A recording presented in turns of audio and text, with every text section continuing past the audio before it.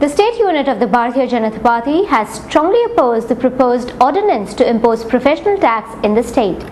Terming the professional tax as derogatory tax, the leader of the opposition Manohar Parrikar has said that more than 2.5 lakh salaried people will be overburdened if the government goes ahead with the imposition of the tax.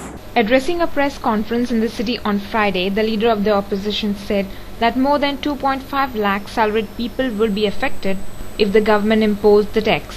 Parrikar suggested that the government should discuss the issue with all stakeholders. Bharatiya Janata पक्ष हो tax लायत जाल्यार ताका विधानसभेन आनी on the ground म्हणजे एजिटेशनल हातूंच्यान विरोध करतली इतलेंच हांव आयज सांगूंक सोदतां. सरकाराक वॉर्न करूंक सोदतां की ह्या विशयाचेर आमी मोठ्या प्रमाणाचेर लोकां भितर जागृताय करून सरकाराच्या विरुद्ध आंदोलन उबें करपाचें ठरयल्लें आसा.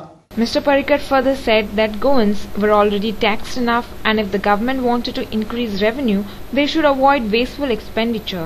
Mr. Parrikar informed that Goa collected Rs 1,200 crore annually in sales tax and said that there was no need to impose professional tax. Professional tax is a derogatory form of tax. तो tax लोकांच्या direct बॉल्सान हात घालता. It is the first time that Goa government is going to put their fingers into the pocket of the common people, and not one or two.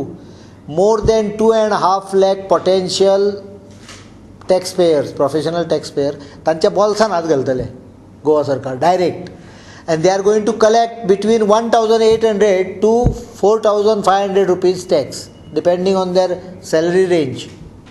बॉल्सान हात घालून काडटा direct. Speaking further, Mr. Parrikar alleged massive corruption, saying that the proposed move of the government to impose green cess was not a sound method of tax collection. The danger is, more the tax is, royalty is, more the corruption can be.